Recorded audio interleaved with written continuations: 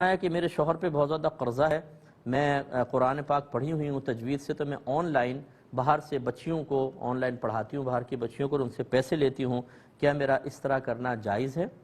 بہن بالکل جائز ہے، اس میں کون سی ناجائز چیز ہے؟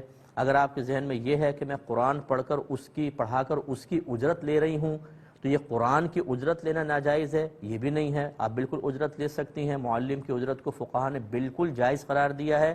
اور اس پر یہ فتویٰ دینا کہ جو معلم اجرت لے گا اس کو ثواب نہیں ملے گا، تو خدا را ایسا یہ فتویٰ نہ جاری کریں. دینی استاد ہو، مؤذن ہو، امام ہو، اسی طریقے سے کوئی قرآن پاک کی تعلیم دیتا ہو، اگر اس کا قصد و ارادہ صرف اللہ کی رضا ہے لیکن بامر مجبوری وہ اپنا وقت دیتا ہے اور اس کی اجرت بھی لیتا ہے، تو شرعاً اس کو بالکل ثواب بھی ملے گا اور اس کے لیے رزق بالکل طیب اور حلال ہوگا. جو یہ کہے کہ اس پہ ثواب مرتب نہیں ہوگا، وہ سمجھ لیں کہ ایک معاشرے میں بگاڑ پیدا کرے گا، کیونکہ ہزاروں استاد ایسے ہیں. اب آپ اگر یہ کہیں کہ آپ کو ثواب ہی نہیں ملے گا پڑھانے کا، تو اس کا مطلب ہے کہ جو بچے دین کی طرف آنا چاہتے ہیں وہ یہ سوچیں گے کہ اگر ہم آ کر ہم بھی اس طرح استاد بن کے پڑھائیں گے، ذریعہ معاش کو اختیار کر نہیں سکیں گے، اور اس کے پڑھانے کا تو پھر ثواب بھی نہیں ملے گا کیونکہ اس کے ہم تنخواہ لے رہے ہوں گے، تو پھر اس راستے کو چھوڑ ہی دو، دوسرے راستے پہ چلے جاؤ. یہ پھر جملے کیا دین کی خدمت ہوں گے؟ کیا اس سے دین کا جذبہ پیدا ہوگا؟ اگرچہ وہ اقوال بھی بعض جگہ موجود ہیں، میں اس کا انکار نہیں کروں گا، لیکن صحیح قول یہ ہیں. حضرت عمر فاروق رضی اللہ تعالی عنہ مجاہدین کو سیلریز دیتے تھے. جب آپ خاص طور پہ امیر المومنین بنے، آپ نے ڈبل سیلریز کر دیں اور فرمایا کرپشن کو روکنے کا بہترین طریقہ یہ ہے.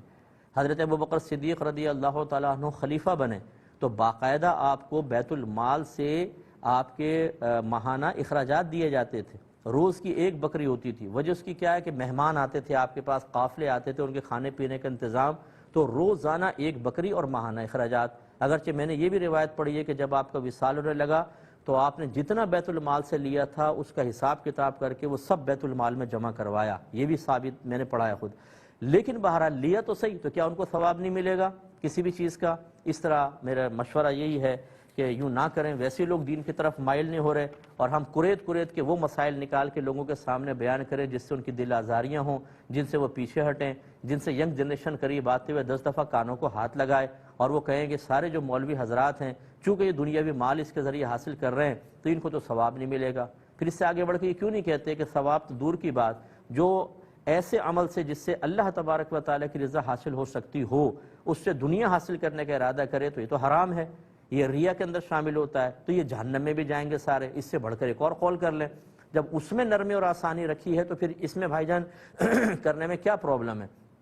تو اگر میری بہن کو کسی نے اس طرح کہہ دیا ہے، بالکل نہ گھبرائیں، آپ بچیوں کو پڑھائیں، اللہ کے لیے پڑھائیں، ثواب کی امید رکھیں، اللہ تعالیٰ آپ کو ثواب دے گا. باقی آپ جو اجرت لے رہی ہیں آپ تو ویسے ضرورت مند ہیں، آپ کے لیے بالکل طیب اور بالکل حلال ہے.